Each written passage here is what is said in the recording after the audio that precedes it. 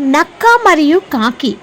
ఒకసారి ఒక అబ్బాయి కేకు ముక్క తింటున్నాడు. కాకి కేక్ని లాగేసుకొని వేగంగా చెట్టుపైకి వెళ్ళింది. కాకి స్థిరపడి కేకు తినబోయింది.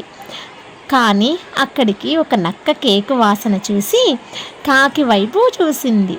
అతను కేకు తినాలనుకున్నాడు. అతను మధురమైన స్వరంతో, హలో కాకి, శుభోదయం అన్నాడు. కాకి నోరు తెరవలేదు. నక్క తదుపరి చెప్పాలని అనుకుంది. అతను, ఓ అందాల రాణి, మీరు చాలా ప్రశాంతవంతంగా మరియు రంగురంగులుగా కనిపిస్తున్నారు. అంటే మీ స్వరం మధురంగా ఉండాలి.